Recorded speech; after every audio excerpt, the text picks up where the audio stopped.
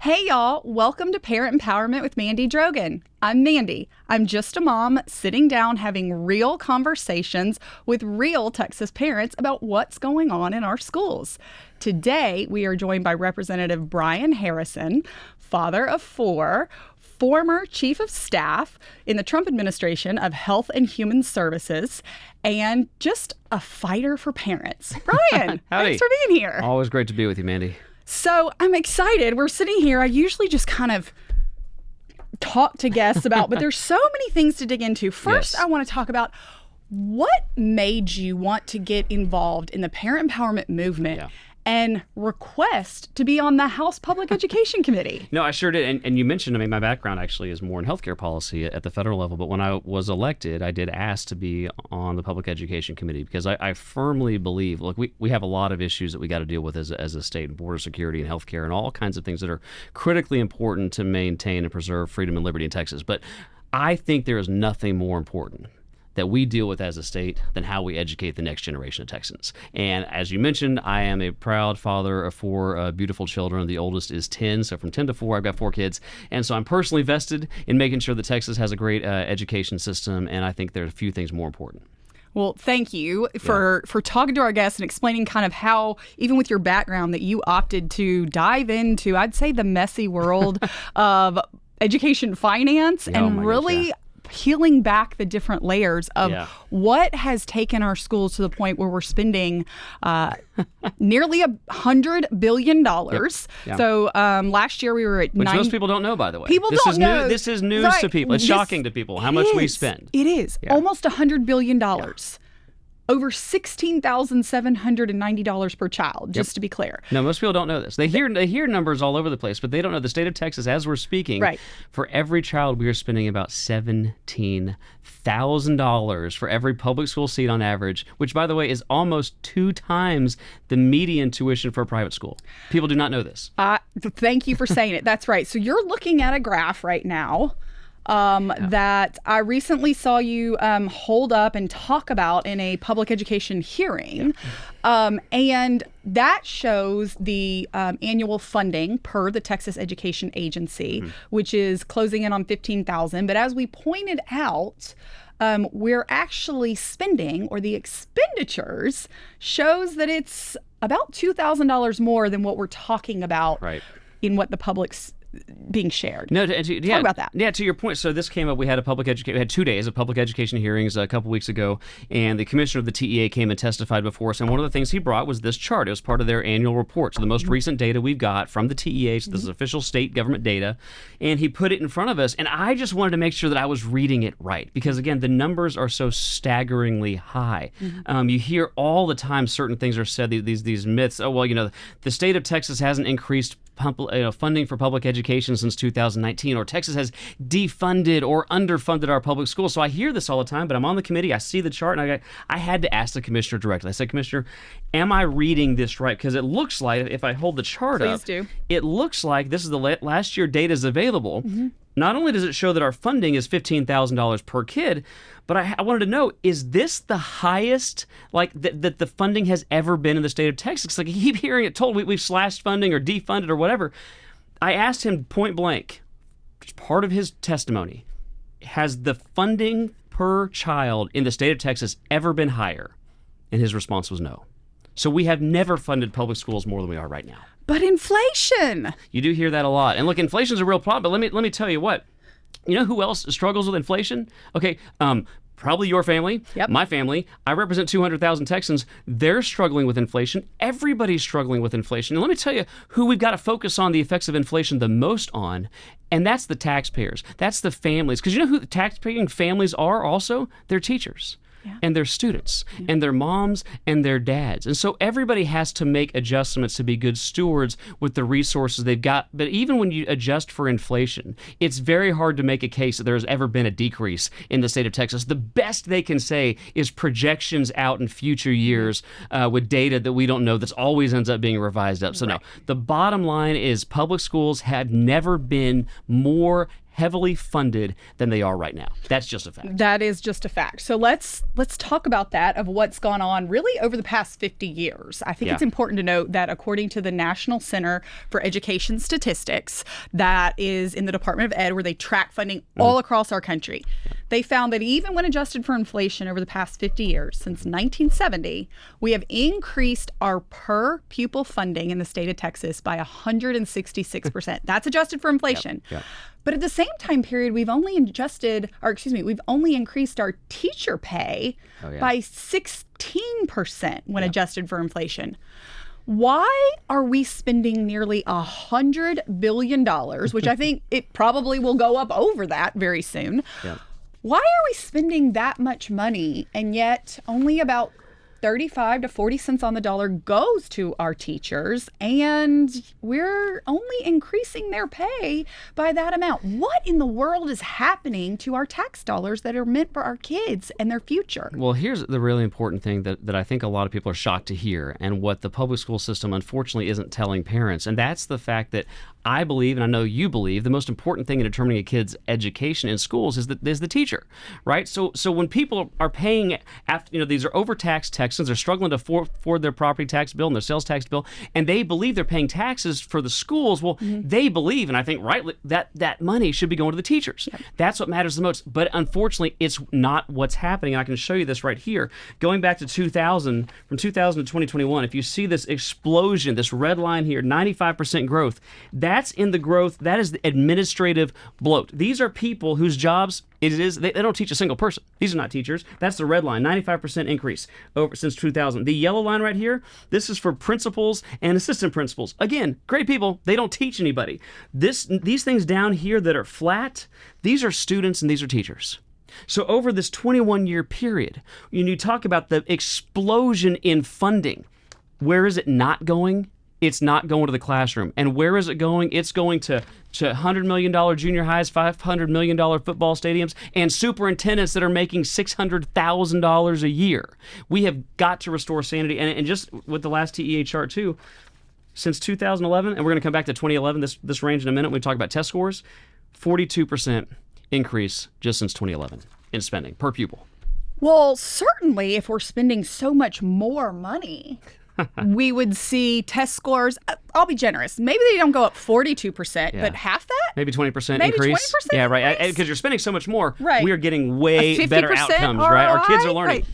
No, the opposite's true. Not only are they not keeping up with the growth in expenditures, they're growing the wrong way. And as part of this hearing, so I was very shocked. So on day one, we had the TEA. On the second day, we had a different education think tank here come and testify. And they put a chart in front of me. I wish I had it here today. That also started in 2011. I was like, that's interesting because the TEA data goes to 2011, but theirs wasn't on spending, which has gone up 42%. Right. Their data since 2011 shows math achievement. So math test scores. Well, over the exact same time period, no, math scores, I'm sorry to report, didn't go up 42%. They actually went down 20%. So I asked them a question. I said, I pulled the two chart, the TA chart, and I pulled their chart. I said, I need to understand this because this is shocking. Every parent, if you're a teacher, if you care about education, you need to understand this. When education spending per pupil was 42% lower, this in 2011, math scores were 20% higher. So what this tells us once and for all, this just blows up the theory that the only thing going wrong in our public schools is a lack of funding. We were getting better test results when per pupil spending was much lower. I think that's important to point out.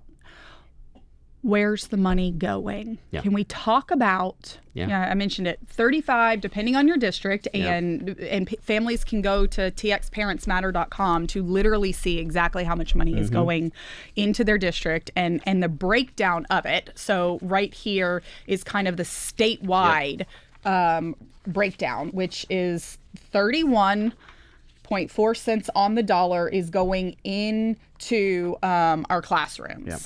All right. So when we talk about where the money is going, I bring up this document, the research that has been done when we're talking about inflation, when we're talking about the cost of just going to the grocery store, filling up our cars with gasoline, but also our property taxes. Oh, yeah. You are a part of what was called the largest property tax increase in the history of Texas. $18 billion, if I remember correctly. You're talking about the reduction? Yes. Yeah. Okay. So, and a lot of people were very excited, but then I think a lot of people are starting to look at their tax bills and say, hold on a second. Yeah. So we started digging and found that 4 months after the legislature passed the historic $18 billion property tax relief, that in the same period, ISD bonds, they went for $34 billion and passed $28 billion worth of bonds. Yeah. 6 months later, in May of this year, they passed another $10 billion worth of bonds. So now that $18 billion relief, we're now up over $38 billion in the past 9 months. So and any economist, see, I'm not a PhD level economist. I have 1 degree. It's in economics. But as any economist will tell you, bonds are tax increases. And I actually asked somebody who was coming to testify in one of the public education hearings last year, and they kept fighting with me. You keep saying bonds are not tax increases. And I had to ask the question, are buildings free? Right. Because unless the buildings are free, your taxpayers are paying for them. And so there's a couple things that have gone on since that. Number one, the bond, our local debt. I think we have the Texas, supposedly low tax, low regulation state. Everyone thinks we are. We need to make us that. But we actually have the 6th highest local debt burden in America. And TPPF has done tremendous work, James here and others, on the crushing burdens that local governments are pushing onto people. And the other thing they're doing is the ISDs and the counties and the cities are raising the local taxes. Yes. And so a lot of what the relief that the state provided is actually being eaten up at the local level because these school board members, what they're doing, property valuations have gone up so much, so the state forces them. Okay, we got to lower the rate. Well, they're supposed to lower the rate by the amount of the increase in appraisals. But what they're doing is they're just lowering the rate a little bit and then telling their voters, I cut your taxes, knowing full well they're raising their property taxes. Right. And so that's a real problem. I think it's important to note that because what we have found, this chart right here looks at construction and land spending for our ISDs. And we have California, Florida, New York, Illinois, and Texas. You talked about that we have the 6th largest burden here in Texas. And recently, as 2022, Texas spends more money in capital outlay, buildings, paying off the debt, paying these architects, paying these contractors, paying these consultants, lobbyists, all of these. We spend more than California, Florida, New York, Illinois. Number 1 in the nation for capital outlay. How in the world is this possible? So what this means is in the state of Texas, we are building the most expensive buildings. We're building these high schools that look like palaces. I mean, we got the Taj Mahals that the ISDs are building. But you have to juxtapose that against what we're getting for those dollars. And here's the reality. Kids were educated better when they were in portables and trailers. I'm not advocating for that. Right. Of course I'm not advocating for that. But the point is that massive expenditure is not translating to the one thing that should matter most, which is how are our kids doing. And here's the statistics that I was horrified, and as a parent I was enraged to learn when I first got on the committee 2 years ago, which is that only 23% of Texas 8th graders are proficient in mathematics, according to NAEP data. Only 24% of Texas 8th graders are proficient in reading. And this is while we are spending more than any other state in the union on buildings. How many good teachers? How many good tutors? How much better could we be paying our good teachers right now if we weren't wasting the money on $600,000 superintendents and on, I think for every teacher, now we're hiring 3 administrators. The short version, where's the money going? Everywhere but the classrooms and to everybody who doesn't deserve it as much as the teachers who are educating the next generation. 100% agreed. So let's talk about that admin stat that you just kicked out. In the past 5 years, we can see that for every single teacher that is hired, there are for every 3 teachers that are hired, there is 1 administrator. Now, let's talk about how salary schedules work, the resistance to the incentive allotment to get great teachers more money, and how we are forcing our great teachers into the admin role to not teach. Right. We're doing everything in terms of incentives. Like, we should be doing everything we can to help support and incentivize our great teachers, both financially and otherwise. The administrators should be there to support the human beings. The only human beings who are teaching anybody, they're called teachers. Yep. Okay. So that should be the focus of everybody who works in education, is prioritizing the teachers. And I'll mention one of the efforts that I was proud to lead last session. I tried to force the public schools to prioritize the teachers, because in so many districts, as we've seen, they're spending their money everywhere but the classroom. Right. So an amendment that I offered tried to say, hey, you know what?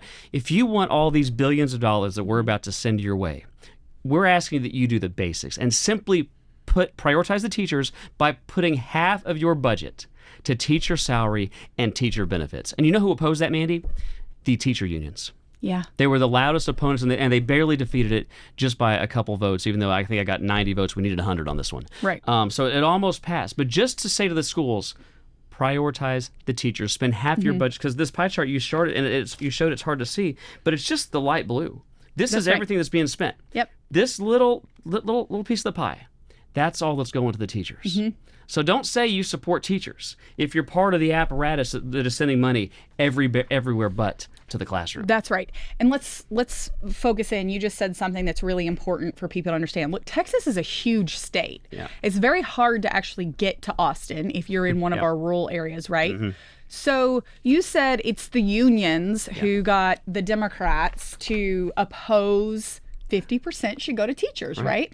But when we talk about unions, of course, there's the American Federation for Teachers, run by Randy Weingarten. And they used to claim there's no unions in Texas. But I'm pretty sure once the parent empowerment movement got kicking, they were like, okay, we're going to have to show our hand and say that we're here.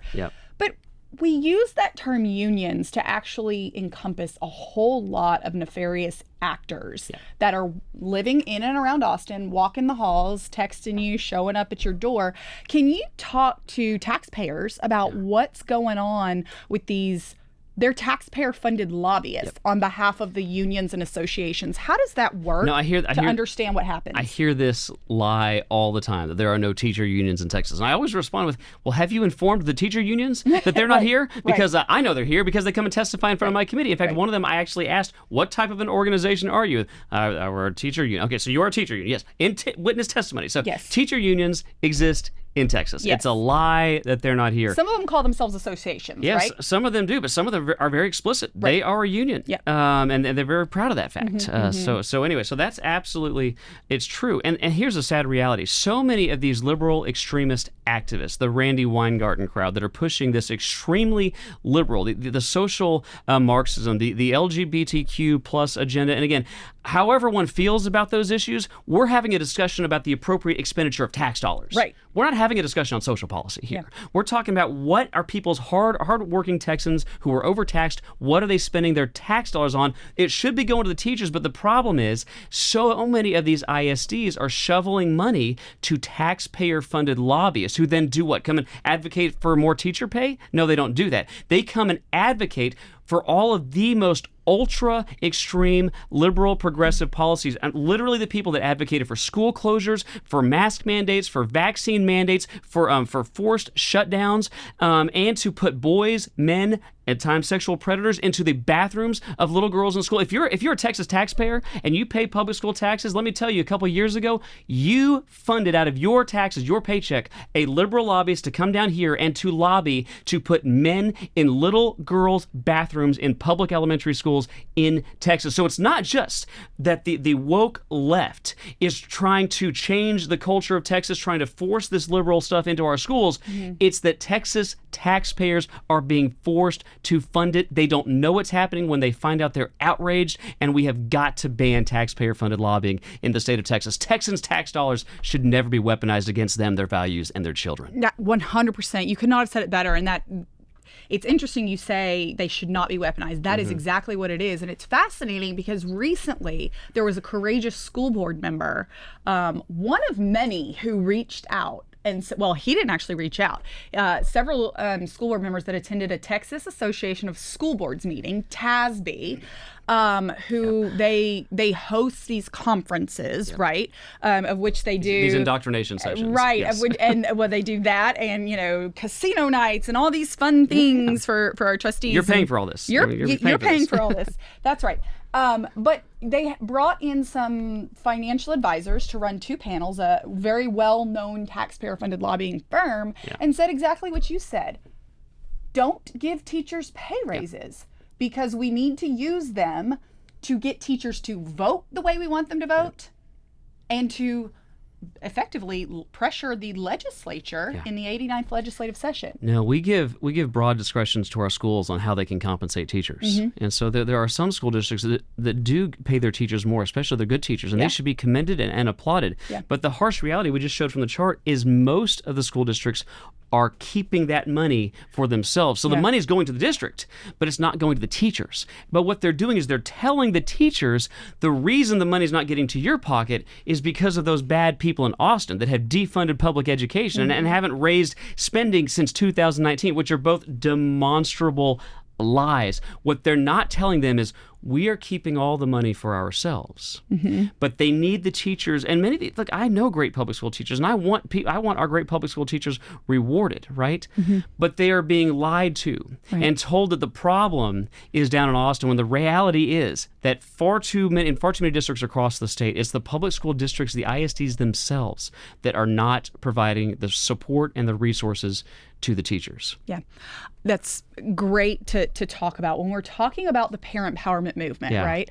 We're constantly talking about, I hear it's not the school choice movement, I tell people. It's the parent empowerment movement, which includes the teachers of Texas, right? And we talk about, we want transparency. Teachers are parents too. That's right. We want transparency into their classrooms, what our children are being taught, why, which goes into this cultural Marxism and all of this woke progressive ideologies that is being crammed into our curriculum, into their extracurriculars, into all their other programming, but also it's transparency in the financial management of districts. And time again, right now, we're going back and forth with Houston ISD about their pass for the $4.4 billion bond, of which there is a line item there for an $8 million consultant. And they're saying, which then sent over $1 million to an architect firm. And they're now saying they can't. How many teachers could they pay more with that $8 million? That's right. How many math tutors? That's right. Because in Houston ISD, I don't think even a quarter of their students are reading and doing math on grade level. So less than 1 in 4. If your kid's in Houston ISD, they have a less than 1 in 4 shot of getting a quality education. And Mandy, and I know you can relate to this as a parent of young kids like I am, it breaks my heart. I mean, the opponents of parental empowerment, the opponents of school choice, what do they say to a single mother in a district like a Houston ISD or an Austin ISD, where if you're in that system, you've got a less than 1 in 4 chance of your kids getting a quality education? That mother wants nothing more than that kid to have a great life, and to do that and to get a good job, they need a quality education.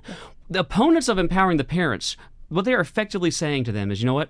Sucks to be you. We are going to, because we want to keep the gravy train coming, because we want to keep building these $500 million stadiums and these multi-million-dollar contracts to our liberal lobbyist friends, because we want to protect that, we're going to keep your child trapped in a failing school.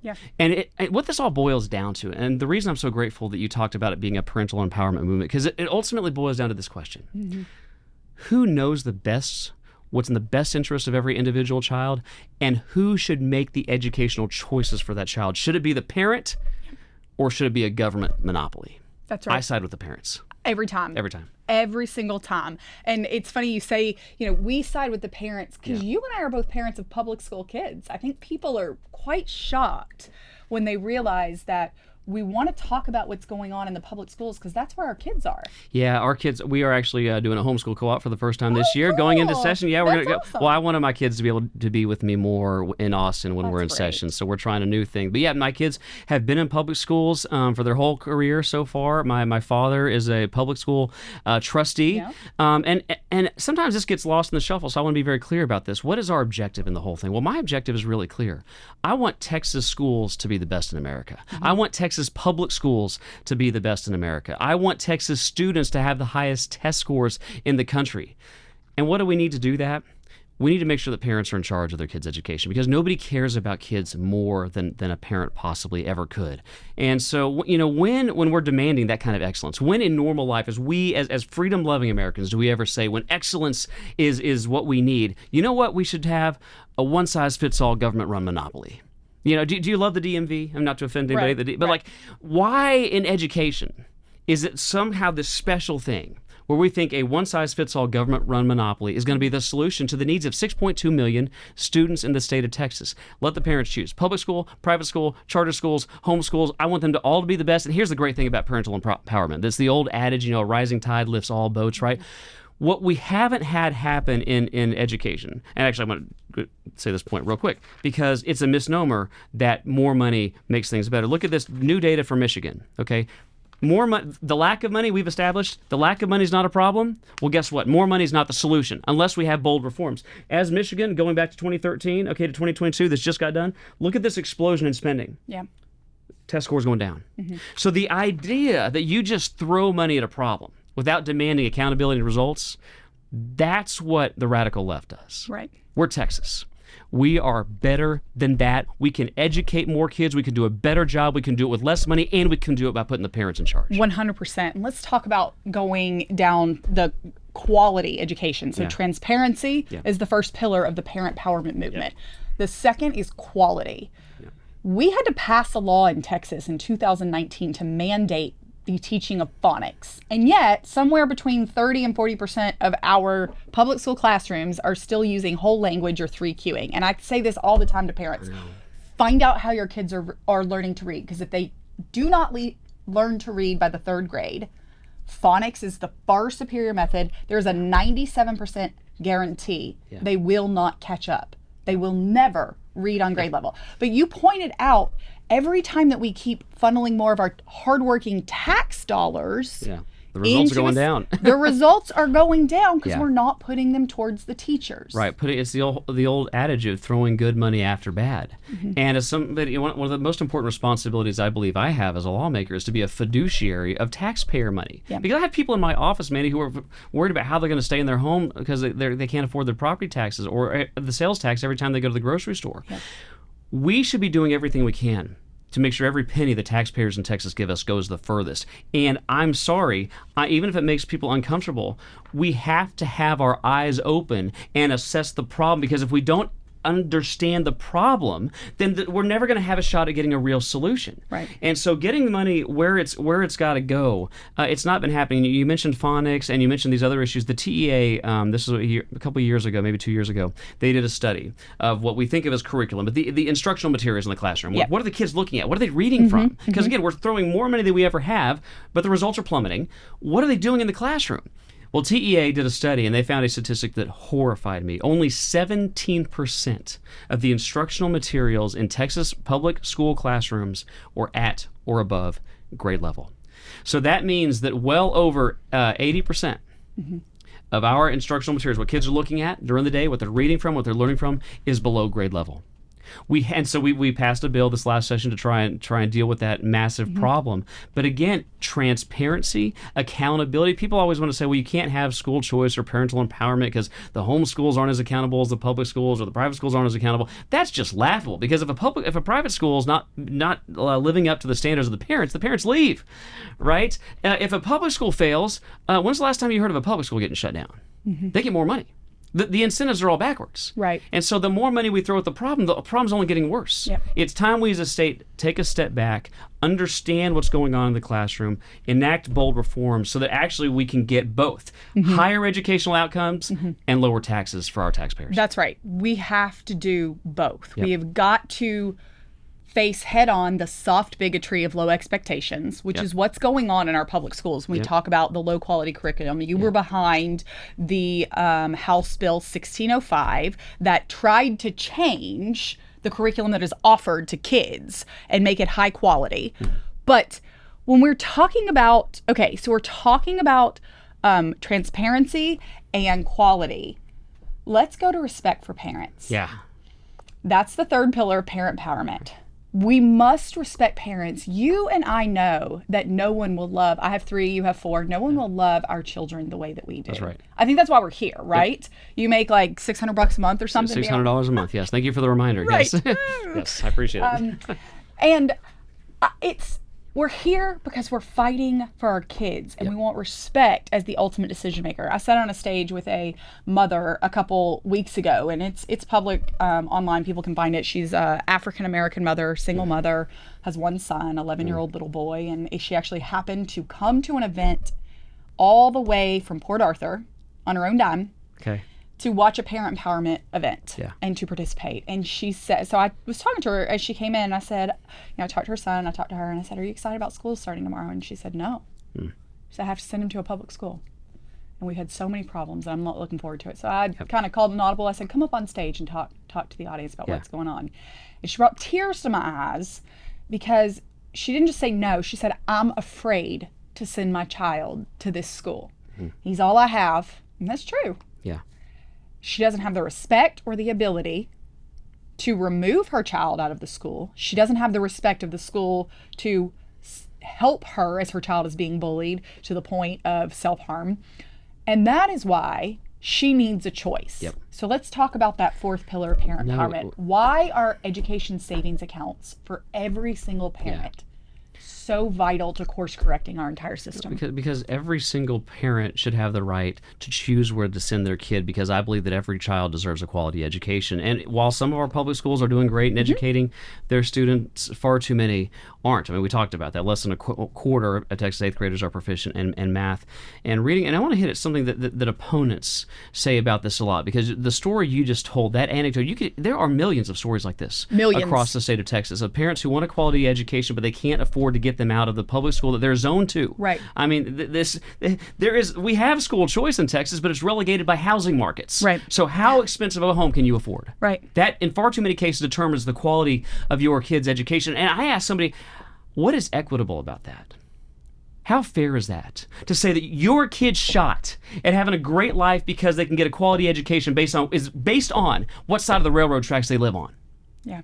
And that's what we're saying when we talk about geographic zoning to government schools. Right. And let me say, that makes me so, it both makes me angry, it also makes me laugh. It's so absurd, this allegation that people like you and me and people who want to put parents in charge and have ESAs, they say that's just a welfare program for the rich. Okay. It's so facially absurd, I almost have to laugh, because let me let you and your viewers at home in on a little secret, okay? The rich already have school choice. If the mother you were talking about, who was scared to send her kids to their residentially zoned government school, was from a rich family, and her kid was subjected to bullying, and her school wasn't teaching her to do math or to read at grade level, that child wouldn't be enrolled in that school. By the end of the week, they would up and move to a mansion down the road that they could afford, or they would have their kid in private school before the end of that school day. Yep. The rich have school choice. The opponents of parental empowerment, the people they are harming the most, are the economically disadvantaged, the most vulnerable populations of Texans. The Texans who want a quality education but can't afford it, and they don't have the means to get their kids out of a public school. So all of the arguments against parental empowerment, they fall flat, and quite frankly, they are infuriating because they are harming the people that opponents of school choice say they want to help the most. That's right. So I want to jump into your former boss, or your boss's boss. Okay. Your time in President Trump's administration. Yep. And recently we saw him come out and say he will make sure that every single parent across the country has school choice. And he understands it's a fundamental right. Some of those, not just on the left that oppose for the reasons that we've talked about, but on the right oppose school choice because they believe it's either an expansion of government, or it's a UNESCO plot to take over the country or the state. And while I 100% have a very healthy distrust of government. As you should. Yes. As you should. What can you say to those conservatives? Because I think it would be hard to say that there's other people in the legislature that are any more conservative than you are. So what would you say to those that say this is not a good idea because it's not a conservative platform? Even though, I mean, Governor Abbott has stormed the state educating. No one's seen this real, in the entire leadership. Absolute leadership, and the entire country. I mean, we have people reach out all the time. How did he do it? What is he doing? I want to do what he's doing.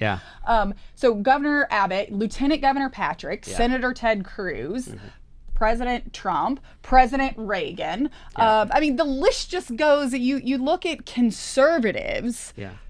What would you say to those with a healthy distrust of government who are maybe have been led down a path of conspiracy theories as to how school choice will impact the state of Texas? Yeah, I'll take those in order. You mentioned, and I'm absolutely incredibly proud of the opportunity I have to serve in a senior position under President Trump and help him deliver many conservative victories for the people, not just of Texas, but across the country. And I try to tell people on this issue of school choice, think about which side you're on if you're an opponent of school choice. Because let's be really clear, and you hit some of this. President Trump supports school choice. President Reagan supported school choice. Conservative leaders like Milton Friedman, Texas leaders like Greg Abbott and Ted Cruz. These are the people that support school choice. Well, who opposes school choice? Barack Obama, Joe Biden, Kamala Harris, Bernie Sanders, Randy Weingarten. So I ask people, which team do you want to be on? Okay, I'm going to choose the team of President Trump and President Reagan. Right. Okay. Me too. And if you oppose school choice, be happy hanging out over there with Bernie Sanders and Kamala Harris. Okay, because that's the side you're on. And I was flushing your tax dollars down the drain, by the way. So I was thrilled to see President Trump commit to school choice when he gets reelected, as I believe that he will. On the other thing you were talking about, people who are maybe, you hear there's conservative concern about school choice. And let me just start off by what you said there. I am a pretty conservative member of the Texas House, and by that I just mean I actually believe in freedom and liberty like our founders did. Yes. Okay? Which I know causes some people some trouble, but I really believe in it. And I'm one of these people, when people come and have a meeting with me, whether it's a lobbyist or whoever else, okay, Representative Harrison, do you think that government should, and I'm like, let me stop you right there. Whatever you're about to say, the answer is probably no. But the government probably should not do that thing, whatever it is you're about to ask me. So I am really sympathetic to people who are suspicious of government growth, government mission creep. And what they say is, well, this is sort of the camel's nose under the tent. If government starts funding these homeschools or funding the private schools, then they're going to have these dangerous strings. That's the argument. And it's an argument that touches my heart. Right. I am very sympathetic. Here's why I think it's misapplied in the situation. Number one, primarily that's an argument against federal government action because our founders wisely limited the federal government. It was supposed to, once upon a time, do very few things. Well, one of the main ways the federal government gets around the constitutional prohibitions is by bribing states and say, well, if you accept our money, then here comes all these strings. But at the state level, we have plenary powers under our state constitution. So we don't need the carrot of funding to do a really bad thing. Because what they're basically saying is we trust you wouldn't do a bad thing, but a future legislature might. And I say that, well, look, if a future legislature wants to outlaw homeschooling, they can do it. If a current legislature wants to ban Christian schools, they can do it. The legislature could mandate 6 hours a day of gender studies and CRT and SEL for every homeschool family. And if you don't do that, you're a felon and we can put you in jail. The bad legislature can do bad things, and it would never matter whether there was a school choice program enacted years before that. And then again, I wish Texas were leading in everything freedom and liberty. I wish Texas had been the first state to lead in school choice. Sadly, if we pass this next year, which I think we are hardly going to be blazing any new trails here. Okay, 33 states have already done it, and all of the fear-mongering, all of the concerns, all of the boogeymen that you hear nonstop out of the liberal extremist, taxpayer-funded lobbyist, anti-parent crowd, none of them have come to fruition in any of the other 33 states where they have already empowered their parents. So quite frankly, Texas should make up for being late to the school choice parental empowerment movement by being bold. I want us to pass the boldest, biggest, most universal pro-parent ESA plan in the history of the country next year. I'm with you. Amen. 100%. So talking about passing the biggest, boldest, universal education savings account. Let's talk about, so last year, in the piece of legislation, it was universal eligibility. And there was a lot of people who rightfully said, but everybody who needs it can't get it because there was a relatively small appropriation. It was for our listeners, it was a $500 million appropriation, which, holy cow, that's a lot of money. Yes, but we're spending nearly $100 billion on public education. So let's be clear, that was enough for, less than 1% of kids to get it. And so you were a critic of saying this is not enough. We got to go bigger. We got to go bolder. And you were out on the campaign trail along with great leaders like our governor and whatnot, saying we're gonna make sure that we have a strong, conservative, bold House of Representatives to ensure that we pass it. What do we need to do to make sure that we have an appropriation so that the money, not only the eligibility is there, but also the money is there. Well, people always ask me, what would this program look like? And I'm like, let me make it very simple for you. I believe that every parent who wants to get an ESA to send their child to a school of their choice should get that opportunity. Yep. Most parents are still going to choose the local public schools, That's right? But I want every parent to have that choice. That means if a parent wants an ESA, I believe they should get the ESA. And what these dishonest liberal opponents of school choice, they try to, by the way, for the first time in their career, pretend to care about government spending. Okay, these are people that can never spend enough money on every other issue. But on this issue, it's, oh my goodness, we're going to change the funding formula by 1%. Oh, they're trying to paint us as the big government people, which is lunacy, right? Right. We've just seen what you just said. We're spending almost $100 billion, and a quarter of our kids are not proficient at math or reading.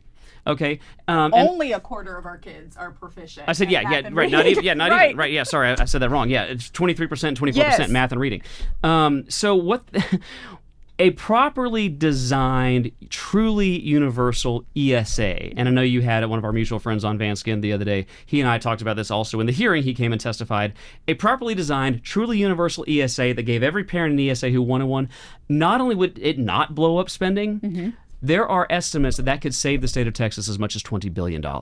Because look at what the private schools are able to do for on the median private tuition is $9,800. That's right. Look, and by the way, they outperform the public schools. That's right.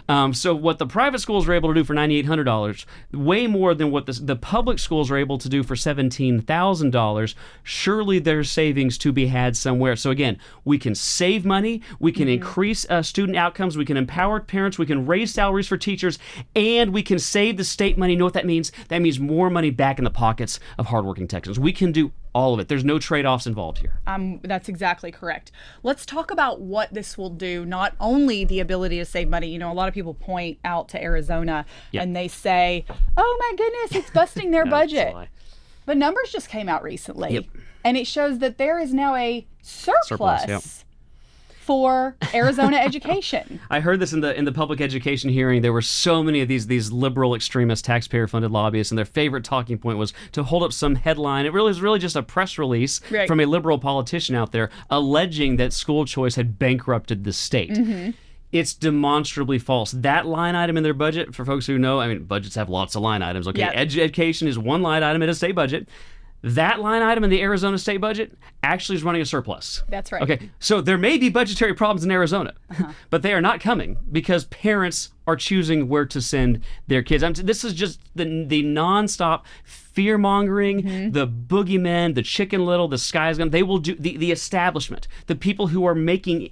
And by the way, it ain't the teachers. The people that we are turning into millionaires off of this broken funding system will do anything they can to protect the gravy train and stop parents from being the ultimate authority on where their kids go to school. I think that's so important to talk about when we talk about who is making the money. Yeah, where's the money going? Well, I went to Transparency USA. For our guests that don't know about Transparency USA, you go, you select the state of Texas, and you can see not only election funding, which is which is important to see, but you can also see taxpayer-funded lobbying or just lobbying in general. And you can see, there's a lot of lobbyists walking those halls.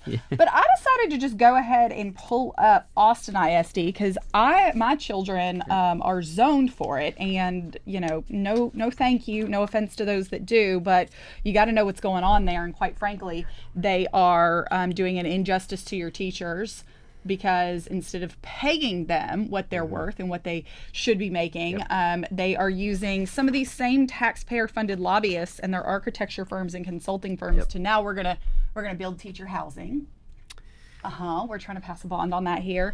But when we look at, go to Transparency USA, go look at who is lobbying for some of these massive firms. Lo and behold, the same firm that told our great trustees at the TASB conference, don't give teacher pay raises. Don't give teachers any more They're money. all right here listed. We've got those over there we've got lots of former chiefs of staffs. Oh, sure. To speakers and things like that.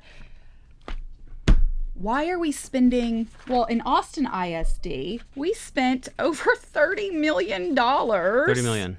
$30 million. From a district that comes in and testifies in front of my committee every chance they get that they're flat broke. They don't have enough money to educate kids, right? But you're saying they spent $30 million on What's over consultants. $30 million Yeah. on professional consultants. That's architects, vendors. There was another $2.8 million on consultants, $1.3 million on legal fees. They also $94 million on interest on bonds. Interest on bond, 94. Yes. Yeah, and this is, by the way, the same district. They can't afford to hire any math tutors or to pay their math teachers what they're worth, but they have enough money to take their buses and fill them up with gas and cart kids to pride parades on Saturdays. Yes. But they're broke. Yes. So back to this one little chart. This little light blue area that might be hard to see, all of the rest of this pie chart, let me tell you what this is. You're making people rich. Bloat. You are making consultants rich. You're making lawyers rich. You're making architects rich. You're making all kinds of consulting firms rich. You're making politicians and former elected officials filthy rich. Meanwhile, the teachers are not being paid what they deserve. That's right. So this is the parent empowerment movement, Yeah. but this is the teacher empowerment Absolutely. movement too. This is the Again, I tell everybody, teachers are parents too. right. This is the taxpayer empowerment movement. Yes. Yep. There is no reason Yep. that the state of Texas that leads on so many Yep. cutting edge reforms. Yep. There's no reason that the 8th largest economy in the entire world Yep. is making taxpayer funded lobbyists, consultants, lawyers, and architects billionaires. Correct. At the expense of parents, teachers, and students. It's not like they're becoming billionaires in the free market. Like if you free market and go No. make $1 million, good, more power to you. Right. But not on the backs of my constituents. Correct. And especially not with the money that we're taking for them for the purpose of educating their kids. Yeah. So That's right. that's the problem. That's right. That is the problem. That is the problem. 60 cents on the dollar. That's a generous estimate. Look, we're looking at 31.4 cents just going to teachers. I'm being real generous when I don't say it's 70 cents on the dollar. No, so the parental improvement movement, and just at risk of putting too fine a point on it, but people can't hear it enough. It's a pro-parent movement, absolutely. But it's a pro-student movement because we know their test scores improve. Yep. It's a pro-teacher movement. People never talk about this enough. If we had a competitive market in education like we do in everything else, teachers stand to make a ton more money. In fact, we have data from other states showing when they're able to compete, Right. they get their salaries go up. I want teachers rewarded financially for the professionals they are. We should have teachers making as much as doctors and lawyers. Yeah. And we could have that, but not under a government monopoly. That's right. But we could have that with competition. And then it's also better for the public schools. Because I want to go back to the beginning. I want our public schools to be the best in America. They're still going to educate the vast majority of That's Texans.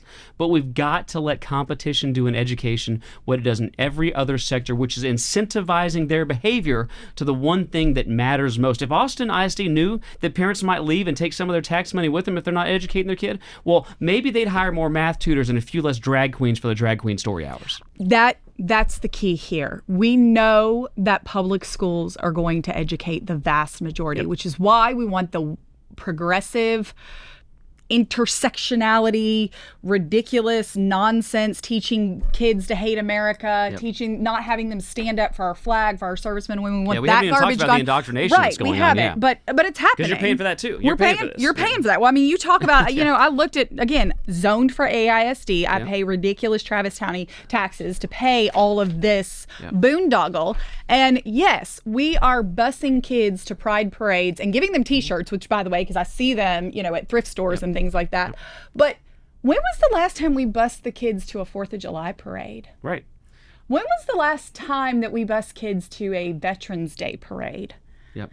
When did this happen? Because I don't see it. Now, I don't know this about is why it is so important that we ban taxpayer-funded lobbying. Yeah. Because what the ISD is doing, they're shoveling so much of your hard-earned money into the pockets of the taxpayer-funded lobbyists who are then funding all of this extremist, leftist, woke agenda. And so your money, it's not just being separated from you. It's being weaponized against you. And not just you. It's being weaponized against you. It's being weaponized against your values. And it's being weaponized against your children who are the true victims in this whole thing. So we've got to put the parents back in charge. We've got to put the parents back in charge. We've got to get the indoctrination out of our classrooms. We've got to get this radical gender ideology and hypersexual nature out of our classrooms.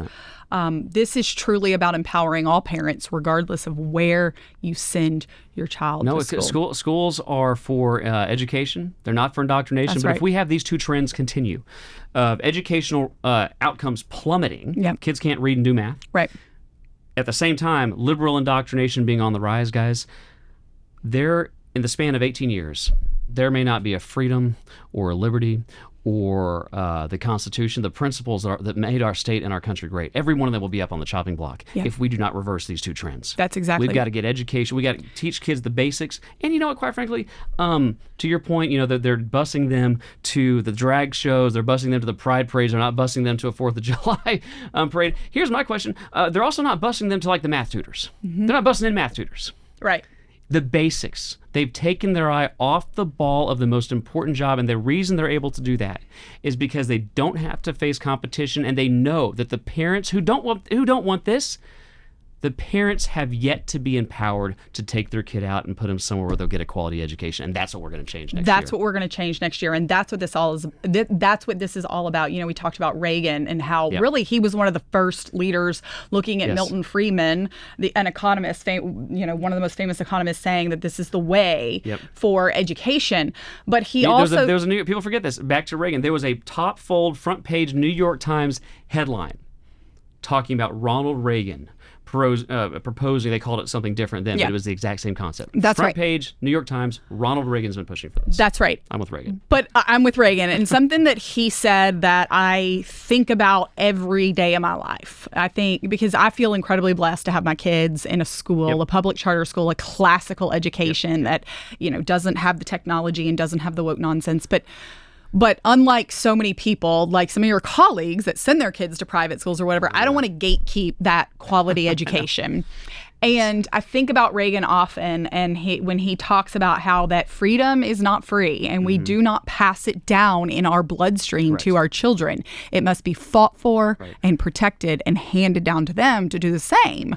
And I think about that often. I was doing a TV interview. I can't remember. It was on D-Day. It was Fox or Newsmax, and they were coming into my segment, and they were playing a lot of B-roll from our young the generations that came before us, that stormed the beaches on Normandy. That's right. And I actually got emotional watching it, and it really struck me. And they asked me to react to it. And the only thing I could think about is how blessed we are to live in America in 2024, where by and large, right now, our generation isn't being called to make those types of sacrifices. By and large, and Lord willing. But the least we can do, especially those of us who are in elected office, is summons even 1% of the courage of the generations that came before us to protect the blessings of freedom and the prosperity that derives out of individual liberty and free markets, and do the tough thing in the political environment. Again, that's only 1% of the courage. They were dodging bullets. Some of them paid the ultimate price with their lives. The least we can do is protect freedom and liberty and the empowerment and educate the next generations, and do the bold thing, the courageous thing, even if it's not the politically expedient thing, in Capitol domes across our country. That's right.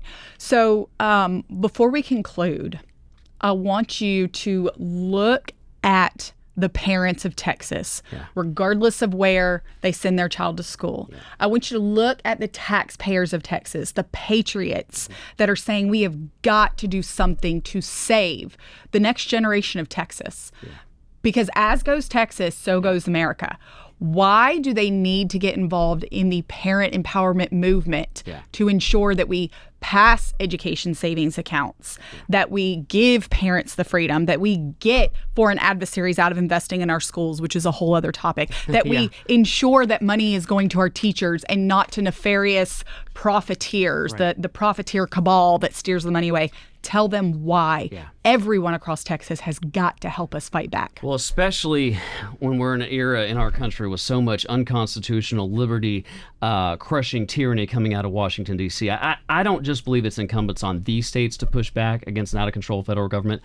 I believe it should be the state of Texas leading the charge in the defense of our constitutional system of limited government and of freedom and of individual liberty. And I want to speak to each of the groups of people that Mandy just talked there very quickly. If you're a student, let's just know that we see you, we love you, we want the best for you, we want you to have the best life possible, and we know to get you that, we got to get you a quality of education. So I want to make sure every student in Texas, is in an environment that's going to best serve your needs. If you're a teacher in the state of Texas, I know a lot of you are also parents, so hopefully a lot of this is relating to you on both systems. But I want you, if you're a good teacher, teaching quality, core, traditional education, reading and writing, and history and English and mathematics, I want to support you. I want the full force of the state of Texas to have your back as you do what may be the most important job anybody's called to, and that's educate the next generation of Texans. And I'll say to the taxpayers, I take it with utmost of sincerity, as many of my colleagues on the conservative side do down here, to make sure that we only take the amount of money out of your pocket that we have to